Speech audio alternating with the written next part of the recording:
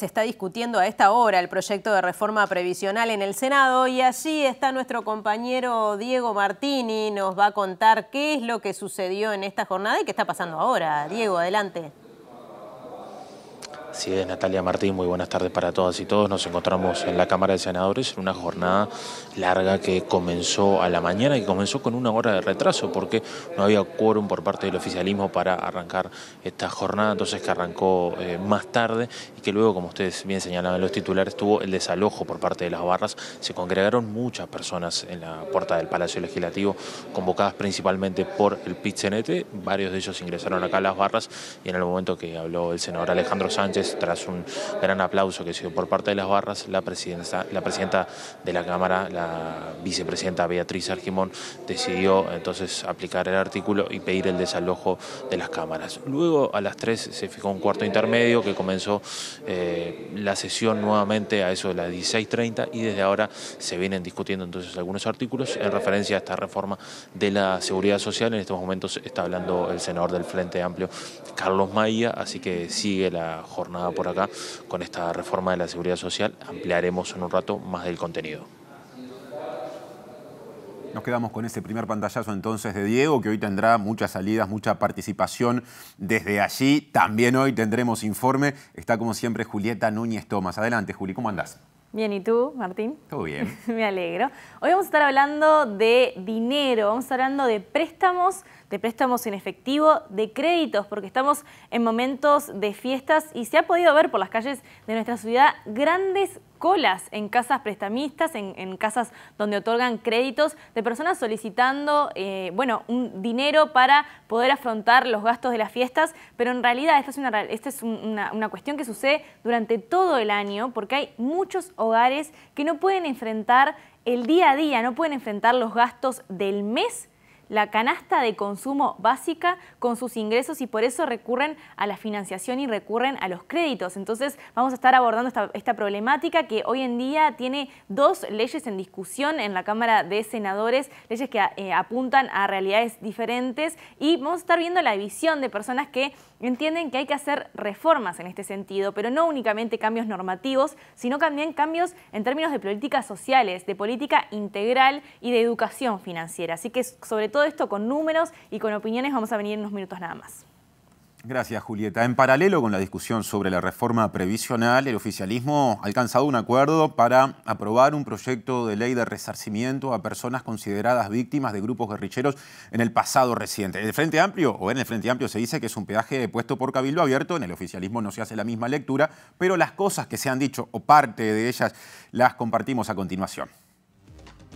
Probablemente ingrese un proyecto de ley que tiene que ver con pensiones reparatorias a lo que Cabildo Abierto ha dado en llamar víctimas del terrorismo, que en teoría no han sido contemplados en la ley de reparación que ya hubo, que evidentemente es un peaje de este gobierno para que se voten, para que Cabildo Abierto vote alguno de los contenidos. Ahora, eso no es una buena cosa, reparar a víctimas de gente que ni siquiera decidió ir, en muchos casos ni decidió estar en esas circunstancias, que estaban protegiendo la institucionalidad del país y los mataron, los dejaron a los hijos sin padres.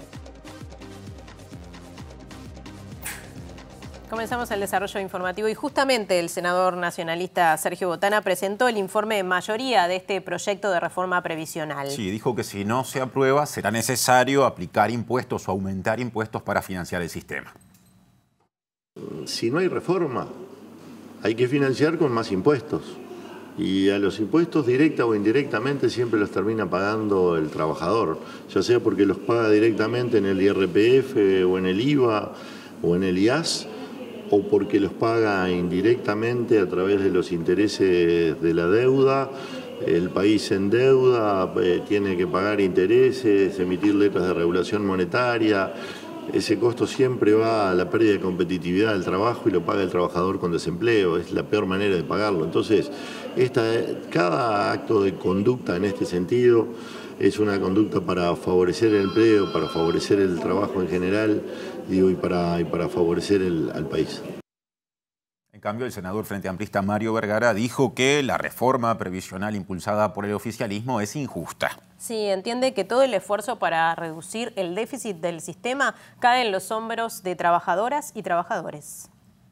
¿Hay una reforma de la seguridad social necesaria? Sí, lo hemos dicho todos, pero no esta, porque esta es profundamente injusta.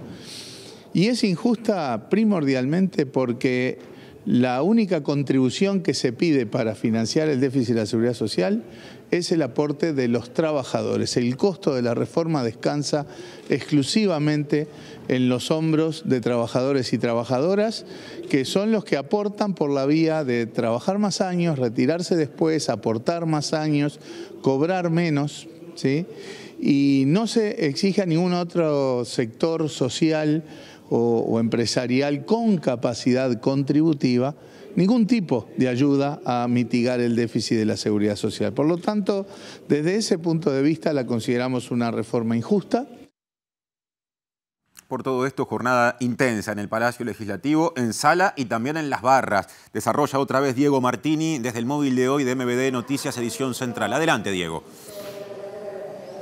Así es, Martín, recordemos una jornada que se vio desde la mañana en donde se convocó a varios manifestantes y representantes de distintos gremios que estuvieron acá en la puerta del Palacio Legislativo. Algunos de ellos pudieron ingresar acá a las barras en una sesión que, como decíamos, empezó una hora después de lo que estaba pautado, y esto es por la falta de quórum dentro del oficialismo, es decir, no estaban los senadores necesarios para comenzar la sesión y esto se fue generando en algunos atrasos que llevaron a más de una hora.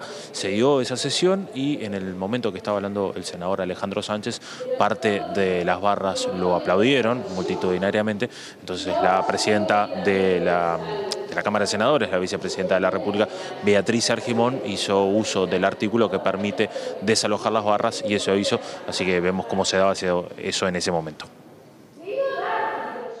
La sesión comenzó más tarde de lo previsto. Luego de la presentación a cargo del senador nacionalista Sergio Botana, fueron tomando la palabra distintos parlamentarios. Entre ellos estuvo el frente amplista Alejandro Sánchez, que argumentó que la reforma es una carta de los Reyes Magos, una expresión de deseo. Dijo que es un proyecto que no asume su objetivo, recortar el gasto y que siempre pierdan los mismos, en referencia a que los trabajadores deberán financiar la reducción del gasto previsional, aseguró. Tras su intervención, las barras del Senado, que estaban colmadas de personas que se manifestaron en contra del proyecto, comenzaron a aplaudirlo y silbar.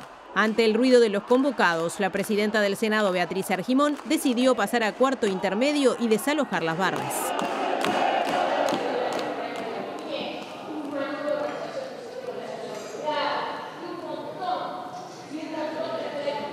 Bien, tras el cuarto intermedio la jornada comenzó pasada las 16 horas y cuando comenzó no estuvo presente la vicepresidenta Beatriz Argimón presidiendo la sesión, sino que estuvo Jorge Gandini. La vicepresidenta de la República se reunió justamente con el presidente de la República, Luis Lacalle Pou, para hacer un balance de lo que ha sido el año. Bueno, en términos generales se viene discutiendo con media hora de discurso de cada senador para defender o estar en contra de esta propuesta de reforma de la seguridad social, que tiene más de 300 artículos y que busca tender hacia un sistema previsional común sin paraestatales, que entre otras cosas aumenta la edad jubilatoria de 60 a 65 años, que también obliga a aportar un porcentaje a las AFAP y que tiene algunos cambios en cuanto al cálculo de las jubilaciones, algo que ha sido cuestionado y criticado. Uno de los gremios que más se manifestó acá en la puerta hoy fue el de AEBU, el de los bancarios, planteando que se le dé un tratamiento también especial a una reforma que a ellos los va a incluir. En este momento está hablando la senadora Graciela Bianchi, lo que está haciendo es responder una alusión al senador del Frente Amplio, Carlos Maía. Ahí se le terminaron los 2 minutos que tiene la senadora. Si no me equivoco es Amin Furi, senador nacionalista, que va a tomar la palabra, pero ahora tiene su minuto de réplica el senador Carlos Maía, 3 minutos, así que nos quedamos con la palabra de él para ir cerrando desde acá por ahora. Ni a la senadora Bianchi, ni a su partido, ni a su sector, y en nada. Hablé de la concepción del proyecto, hablé de las características del proyecto y es a lo que me referí. Creo que existe la categoría hoy de la autoalusión para poder hablar en determinado momento.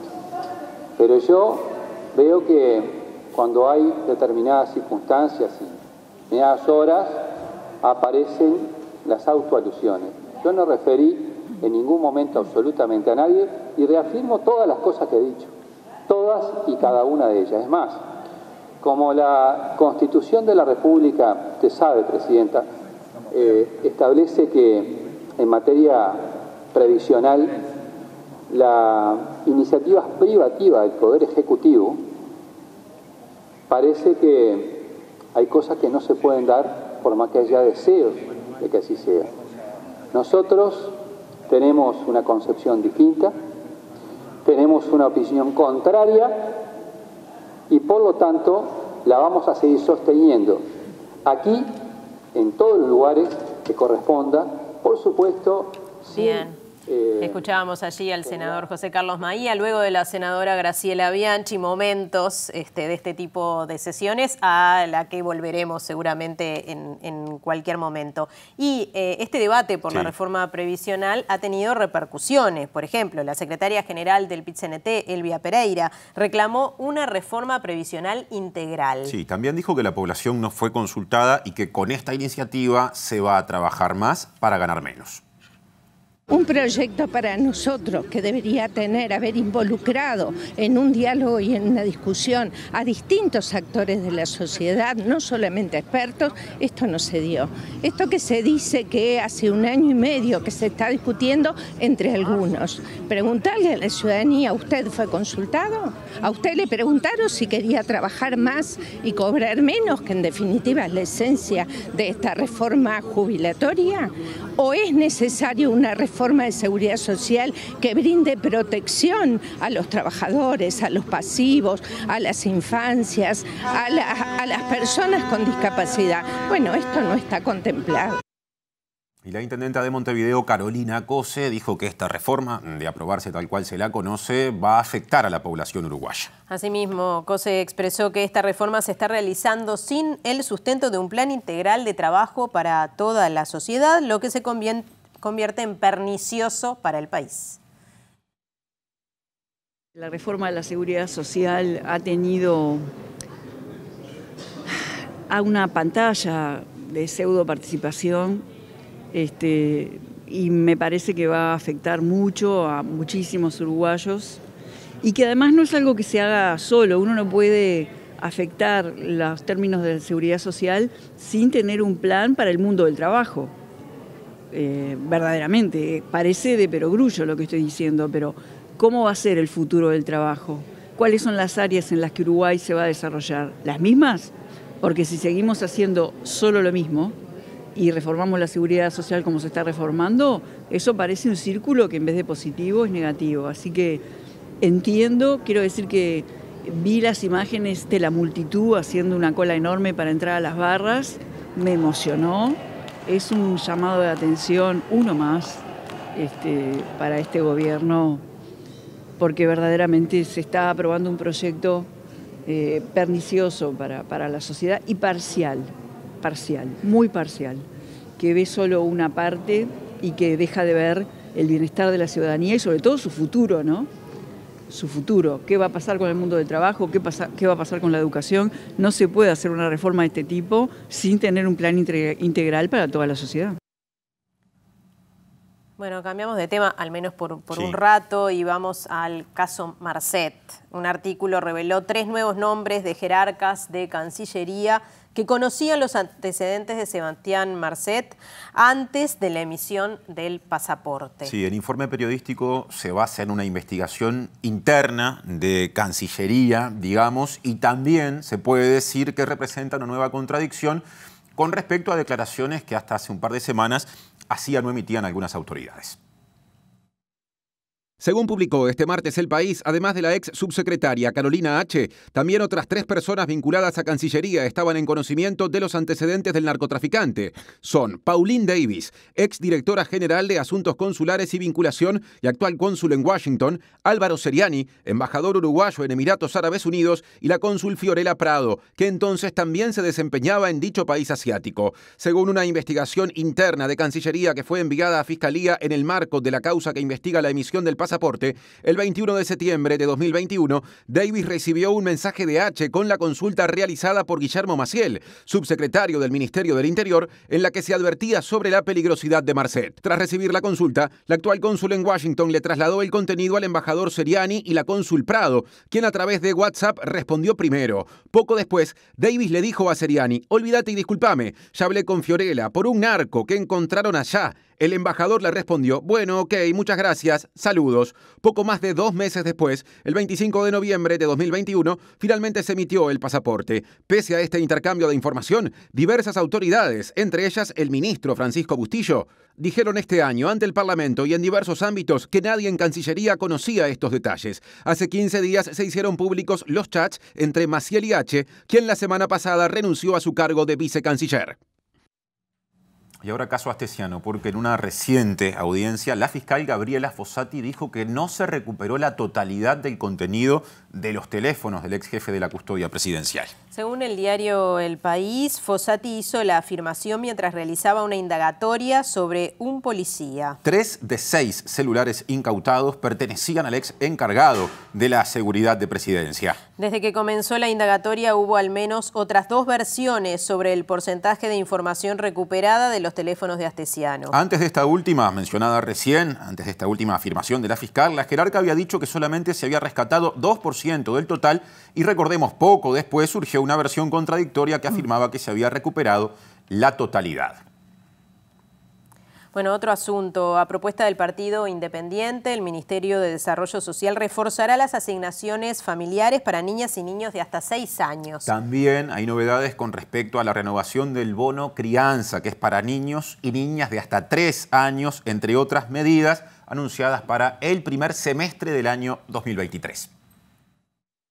El aumento de las asignaciones familiares del Plan Equidad será de 1.600 pesos por niño de 0 a 6 años. Representa $6 millones mensuales en total que serán transferidos de rentas generales, según afirmaron las autoridades, que destacaron que las medidas abarcan a más del 40% de los menores de 6 años. El bono crianza para mujeres embarazadas de contextos vulnerables y niños de hasta 3 años pasará a ser de 2.223 pesos por persona. Además, se anunció la eliminación del tope de ingresos que comprenden a 20.000 hogares para acceder a ciertas prestaciones. En el primer semestre de 2023, asignaciones familiares Plan de Equidad, en lo que tiene que ver con niños de 0 a 6 años, van a tener un refuerzo de más de un 70% en lo que se paga asignación familiar Plan de Equidad. Estamos hablando nada más ni nada menos que de 140.000 niños de 0 a 6 años donde va a alcanzar esta medida. El bono crianza de 0 a 3 años, que ahora está alcanzando 25.000 hogares, van a mantener la prestación, no solamente lo del bono crianza, que está destinado a alimentación, higiene personal y limpieza del hogar, sino que se va a aumentar un 10%. Este tema de las asignaciones familiares, Plan de Equidad, más el bono crianza, más otras medidas que se vienen tomando, que recién Martín reseñaba, hablan de un gobierno que prioriza aspectos sociales. Quiero recordar que hace apenas una semana en el Consejo de Ministros se señaló que las prioridades eran seguir trabajando en la recuperación del empleo, recuperar el salario y seguir avanzando en la atención de los sectores más vulnerables. Y desde el MIDE se afirmó que las porciones de comida entregadas en ollas populares y también en merenderos disminuyeron 25%. La intendenta de Montevideo, Carolina Cose, afirmó que el ministro de esa cartera, Martín Lema, debería preocuparse más por el hambre y las personas en situación de calle. Todos los indicadores en el año 2022 hablaban de baja de demanda en la alimentación. Todos. Sistema Nacional de Comedores, platos que elabora el Ejército o las Fuerzas Armadas a solicitud de los gobiernos departamentales, de todos los gobiernos departamentales, y todos los datos que teníamos de ollas y de porciones. La interrogante de por qué se piden refuerzos para fortalecer el INDA es por los problemas estructurales de años que tiene nuestro país en materia de alimentación. Según la FAO, por ejemplo, en años de bonanza económica como el año 2016, había mayor inseguridad alimentaria que en años de pandemia como en 2020. La Intendencia sigue cooperando en la medida de sus posibilidades como lo habíamos comprometido, sigue controlando, seguimos al lado de las ollas, esto es un trabajo sin pausa y la mejor noticia es que la gente tenga trabajo y no tenga que pasar la Navidad y el Año Nuevo comiendo en una olla, ¿verdad? Eso es durísimo. Eso sumado a la gente en situación de calle, que verdaderamente es un fenómeno que está en todo Montevideo. No hay barrio que no tenga esta realidad, que es durísima, que es dolorosa, y bueno, me parece que Lema haría bien en preocuparse más de eso. Presenta Mercado Agrícola de Montevideo, en el corazón de un barrio donde late la ciudad. Mercado de Historia, Mercado de Historias. Bueno, un número altísimo de la población uruguaya endeudada luego de pedir préstamos. Sí, claro, y es el tema del informe de Julieta Núñez Tomás, así que Juli, te seguimos. Muchísimas gracias, compañeros. Así es, elegimos hablar de préstamos en estas fechas de fiestas que muchas veces impulsan a la gente a un consumo desmedido, a un consumo que está por fuera de sus posibilidades para intentar ser parte de este momento que, bueno, si no tenemos un regalo, si no tenemos algo, quizás no pertenecemos. Lamentablemente esa es la situación de muchas personas que acuden a préstamos para lograr, bueno, tener unas fiestas diferentes, unas fiestas con mayor consumo de algunos bienes, y esto lo que genera es una dificultad para afrontar los gastos. Esa es la situación de muchas personas, pero no es algo que ocurra únicamente en las fiestas. Los préstamos están presentes durante todo el año y todo el año podemos ver en distintos puntos de la ciudad colas que se arman porque salen préstamos con diferentes prestaciones, digamos, o diferentes beneficios que se le otorgan a las personas. Pero vamos a ver que a lo largo de este informe vamos a ver que hay mucho detrás de esos beneficios y que hoy en día es una situación complicadísima la de la deuda en nuestro país, y los datos que vamos a presentarles acá es importante decir desde ya que además de que no hay muchísima información disponible sobre esto, son marginales, son parciales, porque los datos oficiales de deuda son una parte o muestran una parte del problema, pero en realidad sucede mucho más en el terreno de la informalidad de las deudas. Entonces seguramente este problema, que podemos ver la magnitud de este problema, es mucho mayor, pero no podemos llegar a comprenderla porque no hay tanta información disponible sobre lo que está sucediendo. La información que tenemos en cuanto a la magnitud de la deuda para la ciudadanía uruguaya viene de dos lugares, de dos puntos. Por una parte, el clearing de informes que dicen que hay más o menos 1 millón de personas, no únicamente por préstamos como decíamos recién, pero que hay 1 millón de personas que están en situación de deuda irrecuperable, y 633.000 dice el BCU, que el Banco Central de Uruguay, que también están en situación de deuda y que no están pudiendo afrontar ese pago. Además, esta situación en realidad tiene que ver con una situación social que hace que es la que hace que la gente vaya a los préstamos porque no puede afrontar los gastos mensuales. El último dato que se tiene en ese sentido, que es de 2017, bastante viejo, pero bueno, es lo último que podemos comentarles, es que 600.000 personas no tenían recursos para afrontar su gasto mensual, es decir, para su canasta de consumo mensual, con sus ingresos no les daba para afrontarlo, y además esta situación que lleva a mucha gente, no a las 600.000, pero muchas de estas personas a pedir un préstamo, y ahora vamos a ver cuáles son las razones, se enfrentan con tasas de intereses que son muy complicadas de afrontar y que se complican aún más una vez que se retrasan. Hay datos que recoge la Comisión Técnica Asesora de AEU, de la Asociación de Bancarios del Uruguay,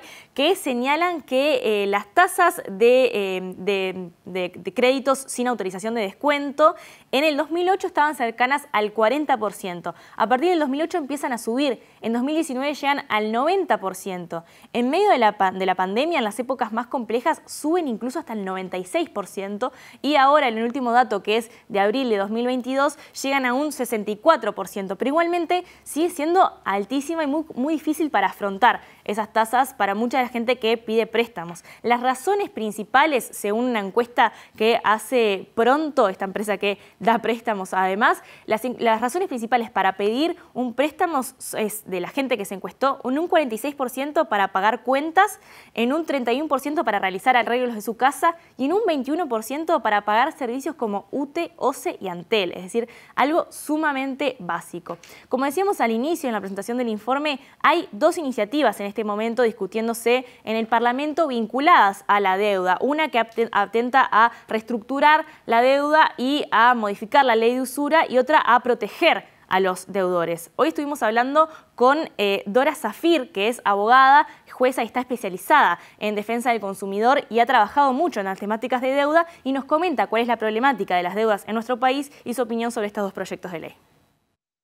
Se está tratando de buscar modificar, en primer lugar, la ley de usura, que es la que ha llevado a que esta gente, cuando se atrasa en una oportunidad, le es imposible después salir, porque los intereses son tan altos, la capitalización lleva a unas sumas totalmente impredecibles para el que saca el crédito, que se les hace imposible pagar.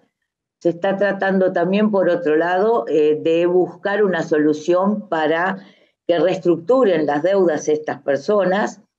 Se ha topado con una cantidad de problemas y de oposiciones. Parecería como que el Banco Central cree que con esa norma que va a proteger solo a aquellos deudores que ganen menos de 50.000 pesos por mes. Es decir, son deudores que para cobrarles hay que dejarlos sin comer. Entonces, eso para el Banco Central va a retasear el crédito, va a afectar todo el mercado del crédito. Yo creo que están equivocados. A esta gente hay que sacarla de este problema, porque de todas maneras son créditos incobrables. ¿Cuál es el sentido de mantenerlos incobrables? ¿Un interés económico de las entidades de intermediación financiera y las administradoras de crédito que venden sus carteras?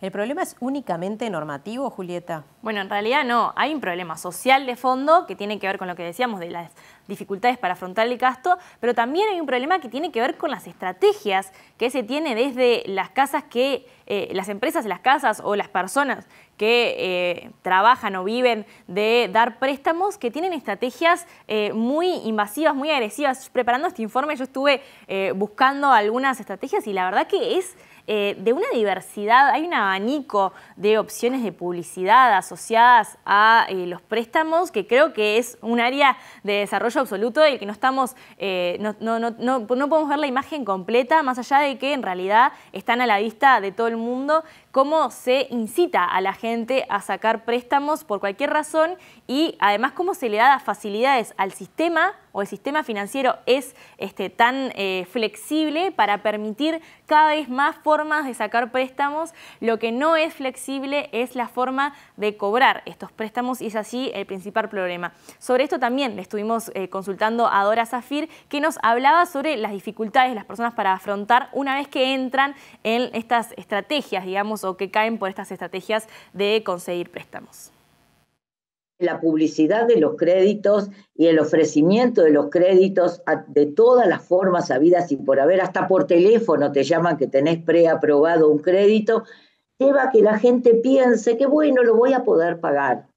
Pero el problema es cuando se atrasa y no tiene idea de cuáles son las consecuencias. Entonces, por un lado, se genera la necesidad de que tengan crédito. Por otro lado, cuando esos créditos no son pagables de acuerdo a lo pactado, la ley los entierra.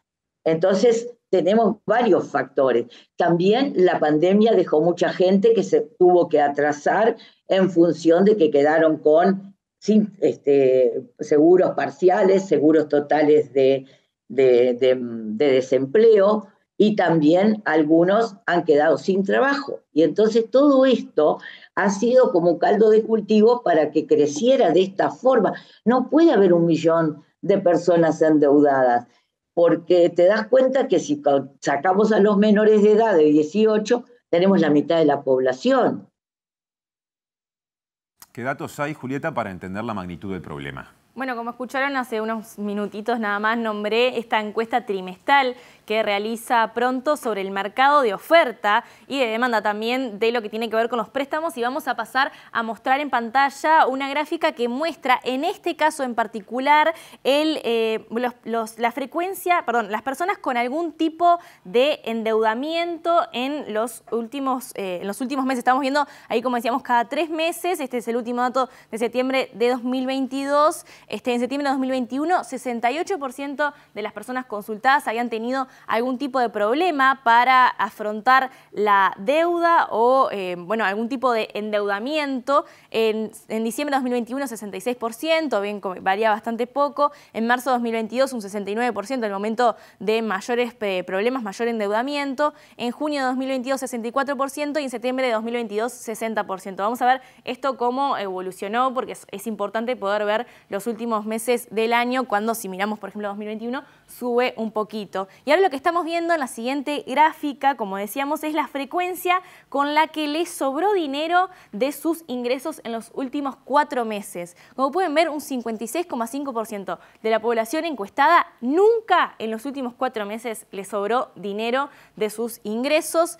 Un 28% en algún mes le sobró, un 8,4% apenas le sobró todos los meses, y un 6,7% no tiene ingresos. Esto lo que muestra de alguna manera es que el problema va más allá de los préstamos. Es un problema que tiene la sociedad en cuanto a las políticas sociales que se dan, por ejemplo, para poder afrontar ese tipo de gastos. Y sobre esto estuvimos hablando, como mencionábamos al principio, con Aníbal Pelufo, que es integrante de la Comisión Técnica Asesora de AEBU, que están estudiando esta problemática, están estudiando los proyectos de ley que se están discutiendo en el Parlamento, pero que tienen una propuesta alternativa que tiene que ver, por ejemplo, con que haya más información disponible, información para las personas, pero también información para los legisladores, por ejemplo, o para quienes generan la política pública, y sobre todo poner el foco en la educación financiera. Pero vamos a escucharlo a él.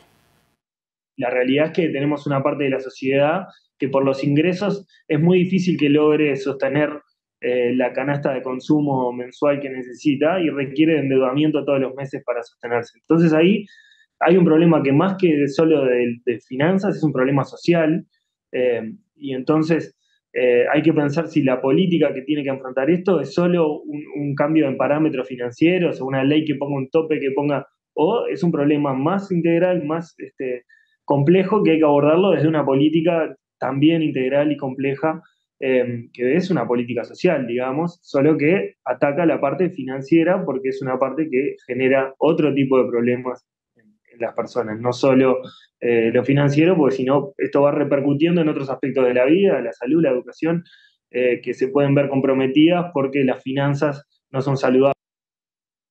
Presentó Mercado Agrícola de Montevideo, en el corazón de un barrio donde late la ciudad. Mercado de Historia. Mercado de Historias.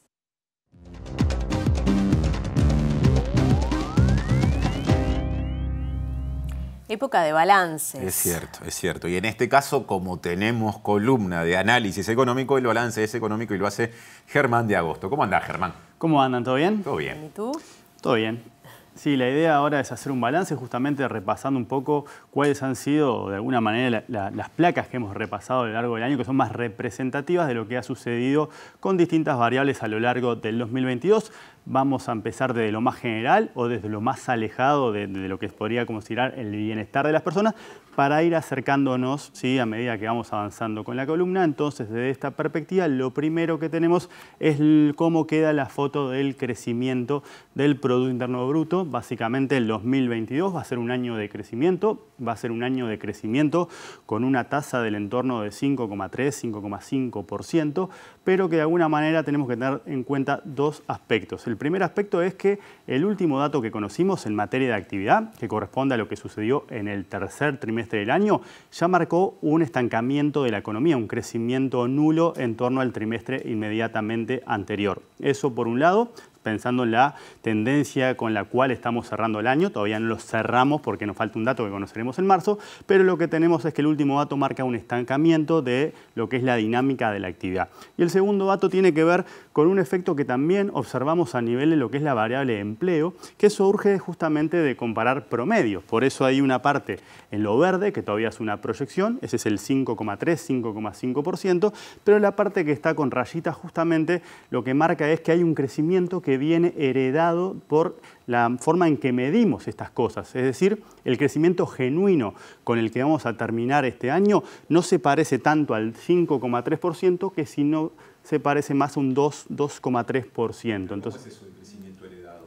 Eso es porque acá estamos comparando promedios anuales, entonces estamos comparando el promedio de lo que fue el año 2022 con el promedio de lo que fue el año 2021, y si nos metemos al interior de la dinámica anual, lo que tenemos fueron distintos comportamientos entre semestres. Entonces, de alguna manera lo que estamos recogiendo es parte de una mejora que se registró sobre el final del año anterior, y eso es lo que nos lo que nos trae y lo que nos lega justamente un crecimiento de arrastre estadístico sería el concepto económico. Herencia es un abuso de lenguaje para entender un poco que eso no es genuino generado en el 2022, sino que surge de la forma en que estamos haciendo estas comparaciones. Esto pasa con el crecimiento y también pasa con el empleo. Entonces, ahora nos vamos a meter a lo que es el crecimiento para tratar de entender, bueno, ¿de dónde viene ese mayor crecimiento que estamos observando? Básicamente podemos afirmar que con el último dato la economía uruguaya está cerca de 4% por encima de lo que era el nivel de 2019, siempre entendido como una referencia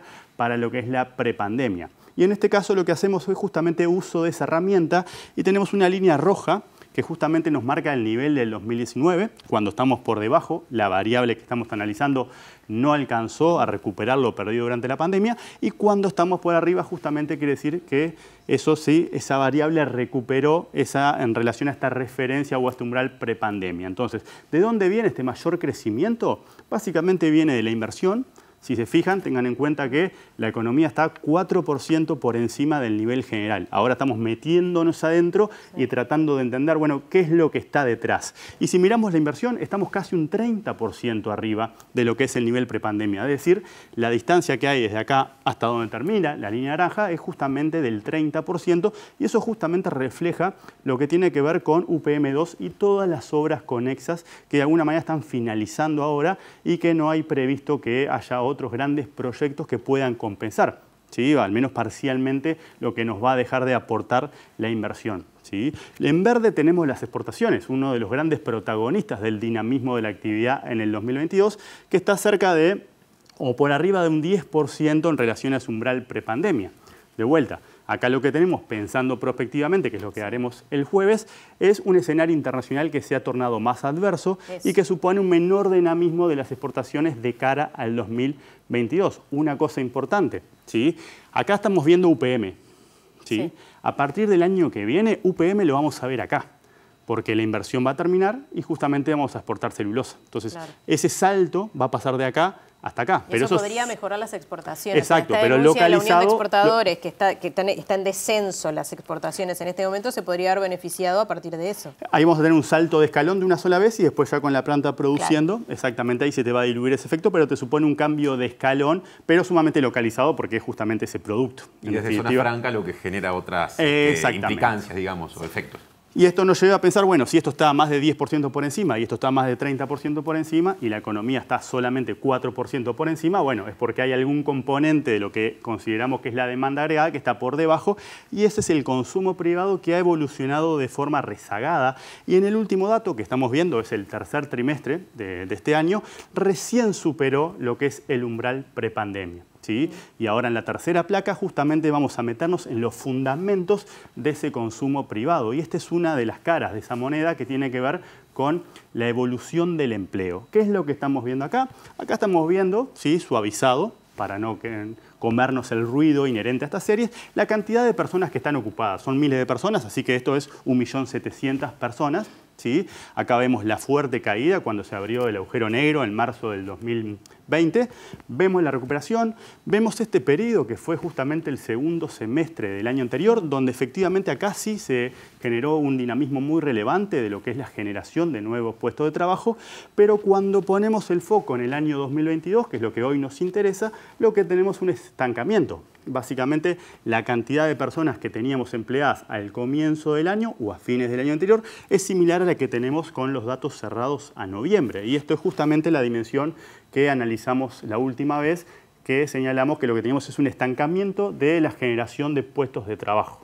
Eso, el dinamismo también tiene que ver con UPM2 y los jornales Este dinamismo, solidarios. en parte recoge eso, que es un factor relevante. Acá tenemos de todo un poco, en particular también tenemos programas que son básicamente transitorios, como los jornales solidarios, y tenemos también parte de ese rebote, ¿sí? Que también implicó un dinamismo de la actividad más general. ¿Sí? Entonces, cuando miramos el empleo y analizamos lo que pasó en el 2022, empezamos a comprender un poco por qué es el consumo de las familias el que viene más rezagado, empujando justamente lo que es la marcha de la economía.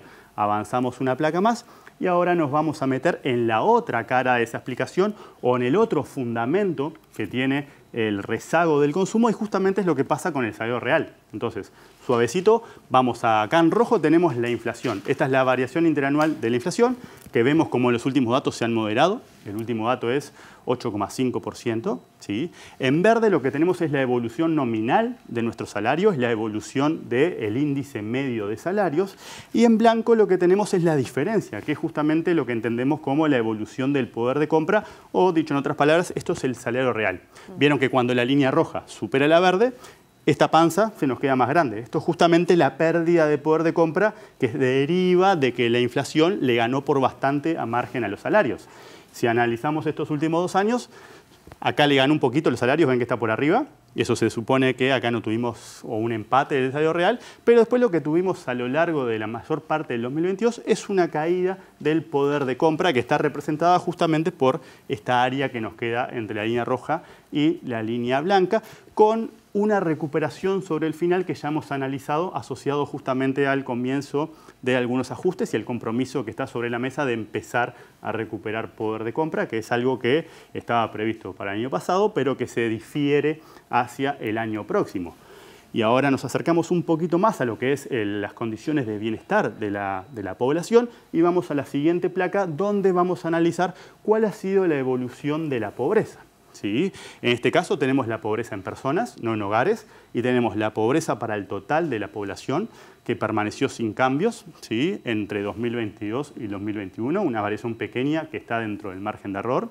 Es decir, la economía creció cerca de un 5% este año, pero no ha logrado, ¿sí?, arrastrar lo que tiene que ver con estas dimensiones, y en particular lo que tuvimos es un incremento, ¿sí?, o al menos una discusión en torno al potencial incremento, porque siempre tenemos la discusión en torno a los márgenes de error, de lo que es la pobreza infantil. Eso es lo que estamos viendo en la línea roja, es la pobreza en menores de 6 años, que como ven sigue siendo elevada, dado que afecta al 22,5%, ¿sí? Y eso contrasta con lo que es la pobreza en tercera edad, que anda en torno del 2%. Sí, pero lo que podemos decir es que el crecimiento de la economía no ha sido suficiente justamente para derramar y mover estas variables del lugar en el que estaban en el 2021, con incluso la aclaración de que en el tramo de 0 a 6 años podríamos efectivamente haber registrado con datos al primer semestre un aumento de lo que es la pobreza infantil. Y para terminar, ¿sí?, con esta sucesión de información, lo que vamos a ver es en la placa final otro de los grandes protagonistas, en particular de los últimos meses, de lo que ha sido la discusión pública, que justamente tiene que ver con lo que es la discusión en torno al atraso cambiario y a la caída del dólar que tanto le están reclamando hoy los sectores agroexportadores, ¿sí?, al Banco Central, porque entienden que es su estrategia de combate a la inflación lo que está detrás de esta caída del 12% en el tipo de cambio, que beneficia a unos. Nosotros como consumidores nos beneficiamos, somos más ricos en dólares, por ponerlo de alguna manera, ¿sí?, pero de alguna manera tiene otra contracara, y eso es lo que está generando esa discusión hoy por hoy sobre los últimos meses, en particular de cara al 2023, bajo el entendido que el escenario internacional va a ser más adverso del que tenemos, y esto es un problema porque básicamente esto es una trayectoria que está disociada de lo que ha sido la trayectoria del resto de las monedas en el mundo. Salvo contadas excepciones, Uruguay es uno de los pocos países cuya moneda se apreció a lo largo del 2022. De nuevo, esto es relevante, pero siempre que lo miremos vamos a mirarlo de dos perspectivas. Hay dos lados del mostrador. Esto beneficia a los consumidores, sí, nos beneficia a nosotros que básicamente recibimos ingresos en pesos y consumimos cosas que están en dólares porque se importan, viajamos, sí, pero bueno, tiene la contracara de que el sector exportador justamente le está generando una afectación de la rentabilidad, sí, como hemos abordado en otras columnas. Así que de alguna manera estos gráficos de alguna manera nos dejan un balance medianamente representativo de lo que viene siendo el 2022, justamente aprovechando esta semana tan particular del año. Bien, bueno, muchas gracias, Germán, y hasta la próxima. Gracias y esperamos las perspectivas entonces. Sí, hoy miramos para atrás, el jueves miramos para adelante. Perfecto, en la última columna del año, Germán. Muchas gracias. A ustedes. Bueno, y cambiamos de tema. Efectivamente, vamos a pasar a lo barrial, porque vecinos y vecinas de Casabó hablaron con respecto a las obras de saneamiento que se desprenden del préstamo del BID a la Intendencia de Montevideo. Sí, se manifestaron conformes con estas obras. Para nosotros como vecinos es un avance sumamente importante porque nos va a brindar la dignidad que nos merecemos como todo uruguayo que se merece que tengamos una vida digna.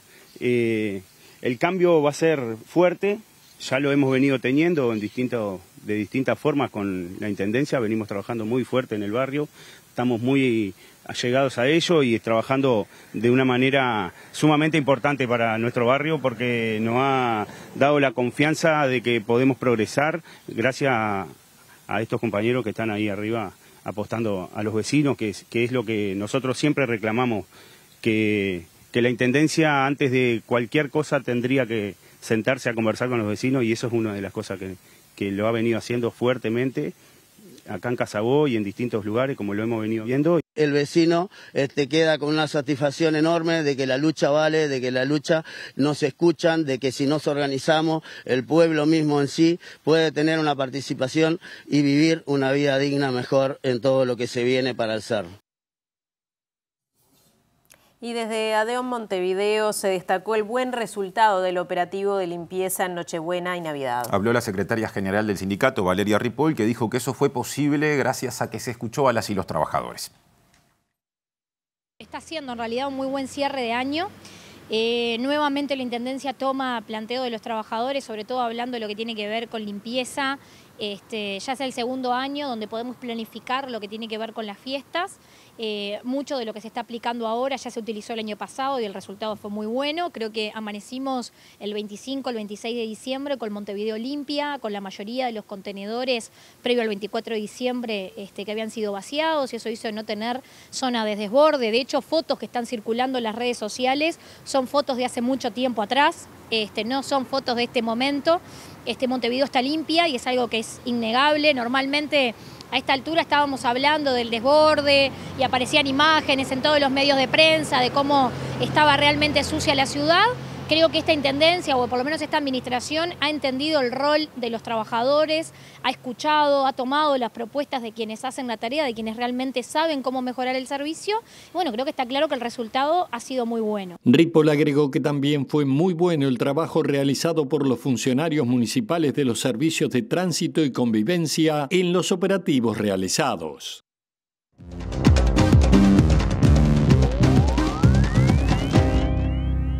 ¿Qué tal? Buenas tardes. Abrimos el capítulo internacional. Naturalmente seguimos hablando de Brasil porque la policía brasileña está detrás de un segundo sospechoso de haber participado en ese acto donde se pretendía hacer explotar una carga explosiva en un camión lleno de combustible sobre una columna de alta tensión en Brasilia y dejar la ciudad sin luz cuando asuma Lula da Silva. Todo esto en el marco de muchas tensiones que se están generando en la previa de la asunción de Lula, que sigue su trámite naturalmente, pero que genera preocupación por este tipo de reacciones. De hecho, la persona que está detenida dijo que se sintió inspirada por la prédica de Bolsonaro sobre una trampa electoral para irse a Brasilia. Él estaba en Pará y cometer este acto. Por otra parte, el nuevo secretario de Seguridad, Fabio Dino, dijo que está todo preparado para la asunción de Lula y que no habrá problemas en esa jornada.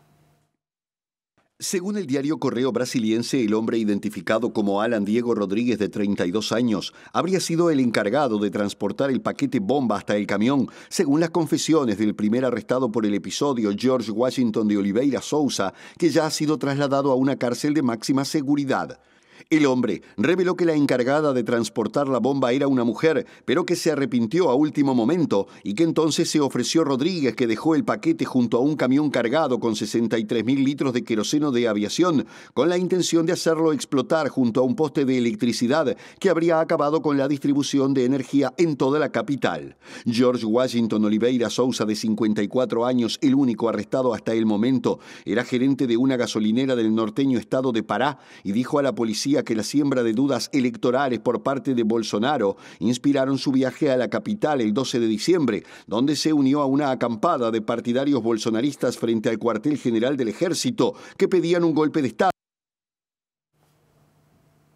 Bien, y en Estados Unidos el temporal de nieve que está azotando precisamente ese país en un fenómeno ciclónico ha dejado ya más de 60 muertos. Muchos de ellos murieron dentro de los vehículos, otros por distintos ataques en plena vía pública y otros porque no se pudo acceder para auxiliarlos. El estado más afectado es el estado de Nueva York, particularmente la ciudad de Buffalo en la frontera con Canadá, que ha vivido lo peor de este temporal, que además ha dejado más de 3.600 vuelos en tierra. Según las autoridades estadounidenses, unas 60 personas murieron en incidentes relacionados con las condiciones meteorológicas en Estados Unidos a causa de una helada ártica y un frente tormentoso que se extendió por la mayor parte del país durante días hasta la frontera con México. La región de Buffalo, a orillas del lago Erie, cerca de la frontera canadiense, fue la más afectada, con más de 1,5 metros de nieve desde que la tormenta tomó forma el viernes pasado. La segunda ciudad más grande de Nueva York se convirtió en la zona cero de una tormenta que la gobernadora del estado, Kathy Hochul, calificó de desastre meteorológico épico y único en la vida. Las carreteras seguían repletas de coches, autobuses, ambulancias, grúas e incluso quitanieves enterrados bajo enormes acumulaciones de nieve, lo que complicaba los esfuerzos por despejar las calles cubiertas y llegar hasta los residentes varados que necesitaban atención médica, por lo que las autoridades utilizaron tractores de gran altura para el transporte hospitalario. La gravedad de la tormenta, notable para una región acostumbrada al duro clima invernal, fue el resultado de una combinación de factores meteorológicos que se potenciaron mutuamente, con vientos huracanados, un frío entumecedor y nieve de efecto lago, que produjeron una tormenta que, según la gobernadora de Nueva York, pasaría a la historia como la ventisca del 22. La tormenta ártica también ha afectado a los viajes de vacaciones, con unos 3.600 vuelos cancelados dentro, hacia o fuera de Estados Unidos hasta este martes, y se pronostica que el fenómeno se aplacará a medida que avance la semana. Hablemos un poco de la guerra entre Ucrania y Rusia. El ministro de Exteriores ruso, Sergei Lavrov, dijo que espera rápidamente una respuesta de Kiev sobre los territorios que ocupa Rusia y su anexión a ese país, incluida también la península de Crimea, algo que por supuesto niega terminantemente el gobierno ucraniano. Por otra parte, el presidente ruso Vladimir Putin prohibió el suministro de crudo ruso a los países que se sumen al tope impuesto por Occidente de $60 por barril para los productos que lleguen desde Rusia. Por otra parte, esta decisión ha disparado los precios internacionales del petróleo. Hoy el barril de Brent pasó a costar $86. El presidente ruso Vladimir Putin firmó este martes el decreto con la respuesta de Moscú al tope de precio de petróleo ruso impuesto por los países del G7, la Unión Europea y Australia, por los que Moscú dejará de vender crudo a las naciones que se han sumado a la medida. De acuerdo al documento oficial, en relación con las acciones no amistosas y contrarias al derecho internacional de Estados Unidos, los estados extranjeros y las organizaciones internacionales que se han unido a ellas, se prohíben los suministros de petróleo y productos petrolíferos rusos a personas jurídicas y físicas extranjeras, si los contratos de estos suministros prevén la utilización de un mecanismo de limitación de precios. El decreto entrará en vigor el 1 de febrero del 2023 y permanecerá vigente hasta el 1 de julio, y menos de una hora después de la publicación del documento, los precios del petróleo se dispararon, en especial el crudo Brent, que subió a $86 el barril por primera vez desde comienzo de mes. A principios de diciembre, los países del G7, la Unión Europea y Australia acordaron acordaron imponer un tope de $60 por barril al precio del petróleo ruso transportado por mar, y los promotores de la medida pretendían restringir la principal fuente de ingresos de Rusia para su operativo militar en Ucrania, preservando al mismo tiempo la estabilidad del suministro energético mundial, según indicó la secretaria del Tesoro de los Estados Unidos, Janet Yellen. El gobierno ruso ha calificado en reiteradas ocasiones la iniciativa occidental como una medida antimercado que puede complicar considerablemente la situación en los mercados energéticos mundiales, y advirtió que no planea suministrar petróleo a los países y compañías que se unan a la limitación de su precio. ¿Cómo sigue la discusión del proyecto de ley de reforma previsional? Desde el Senado informa Diego Martini. Adelante, Diego. Bueno, compañeros, sigue la discusión por acá. Hace unos minutos terminó el discurso del senador nacionalista Amin Nifuri, asegurando, porque también se está entrando en detalles que tienen que ver con financiación, algo que es cuestionado por parte de la oposición del Frente Amplio, en cómo se va a financiar también este proyecto, y bajo un argumento que es: se va a trabajar más y se va a ganar menos, algo que desde los senadores oficialistas se busca desmentir. Por este momento está hablando el senador frente amplista José Núñez, luego va a hablar la senadora colorada Carmen Sanguinetti y luego volverá al Frente Amplio con Lauro Meléndez. Algo que también es importante destacar, porque hoy habían representantes del PIT-CNT acá en la Cámara de Senadores, en las barras, en las afueras, tiene que ver con que hace una semana fue la última mesa representativa del PIT-CNT y se rechazó en ese momento avanzar en un plebiscito constitucional contra la reforma jubilatoria en caso de que se apruebe. Es una iniciativa que tiene el respaldo de una minoría de sindicatos, pero no está totalmente descartada. Esto nos decían hoy algunas fuentes del PIT-CNT que estuvieron acá en las afueras, y bueno, se va a seguir trabajando por parte de todos los sindicatos en analizar y plantear estos reparos, como se hizo hoy acá en la puerta del Palacio Legislativo, en rechazo entonces a esta reforma de la Seguridad Social. Escuchamos al senador del Frente Amplio, José Núñez. ¿Cuánto le sirve o no le sirve a un trabajador aportar a la AFAP? Lo que no podemos discutir, que los que han hecho el gran negocio con las AFAP son las instituciones financieras que son propietarias de las mismas. Acá se ha dicho bien, señora presidenta, que las AFAP se crearon por la ley del 95, que están vigentes desde el 96, y de que el Frente Amplio a lo largo de sus 15 años de gobierno no terminó con las AFAP, sin perjuicio de que aprobó algunas disposiciones que limitaron el cobro de las comisiones y que permitió a que trabajadores mal informados que habían tomado la opción de adherirse a la AFAP pudieran dejarla. Pero reconocemos que tenemos esa discusión interna en relación a la AFAP, y yo puedo decir que de nuestra parte y de la parte del sector que yo represento aquí en el marco de la bancada del Frente Amplio, nuestro compromiso es terminar con este régimen que consideramos muy negativo para las trabajadoras y los trabajadores.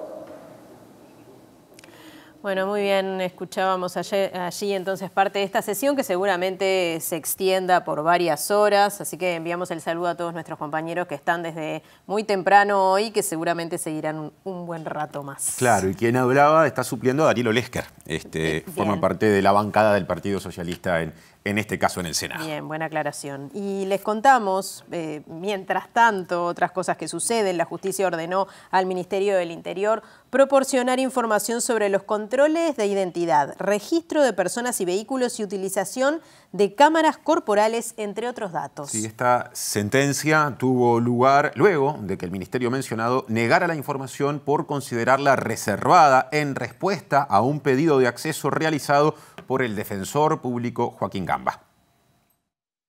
Es sumamente importante los defensores contar con esta información que la debe tener el Ministerio respecto a la cantidad de controles de identidad que se están haciendo, cómo se están haciendo, si las conducciones respecto a los controles de identidad que se hacen, como sabemos, determinados controles de identidad se hacen en la vía pública, otros cuando no se obtiene la identidad de la persona identificada, los llevan a las seccionales. Bueno, todo eso eso tiene que estar registrado en el Ministerio del Interior.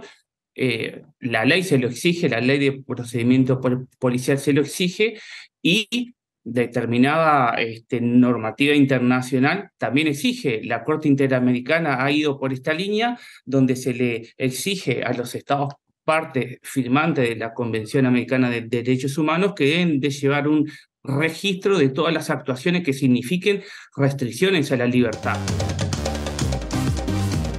Este es el segundo bloque de MBD Noticias, edición central. Bien, y antes de los datos del tiempo, les contamos que en el marco del comienzo de la temporada de playas en Montevideo, el Servicio de Evaluación de Calidad y Control Ambiental de la Intendencia advirtió que en algunas playas del oeste se constató la presencia de cianobacterias. De todos modos, por ahora se mantiene la habilitación para baños recreativos.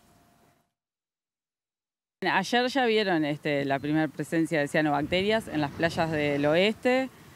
Bueno, sí, seguimos controlando. Hoy justamente estamos monitoreando que no hayan llegado todavía hasta acá, hasta el este. Pero eso sí, no depende de nosotros. Depende de las lluvias, del caudal, cómo entra el agua desde el río Uruguay. Así que bueno, futurología no podemos hacer. Sabemos que hoy, por lo menos en estas playas del este, aún no han aparecido. Pero siempre hay que estar atentos. Bueno, ¿cómo estará el tiempo en estos próximos días, Martín? Sí, últimos del año, ¿no? Casi que abarcamos lo que queda del año, nos queda un día afuera, pero nos aproximamos. Mañana, miércoles 28 de diciembre, va a llover, como ya lo adelantamos ayer, mínima 17, máxima 25 en capital y cercanías. Y el jueves 29 de diciembre, 14 la mínima, 24 la máxima, baja la temperatura. Gran salto para el viernes, miren la máxima del viernes, 31 grados, ¿no? De 24 a 31, y no hablo del almanaque. 15 la mínima. Eso para el viernes 30 de diciembre. Mañana sabremos cómo estará a fin de año. Exacto.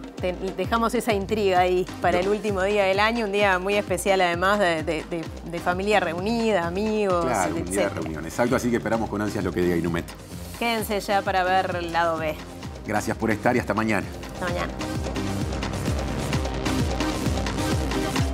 Coalición de Gobierno acordó votar proyecto de reparación moral y económica a víctimas de la guerrilla en Uruguay. Se aprobaría en el Senado antes de fin de año.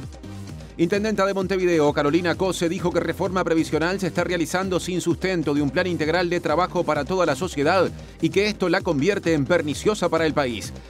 Artículo reveló 3 nuevos nombres de jerarcas de Cancillería que conocían los antecedentes de Sebastián Marcet antes de la emisión de su pasaporte.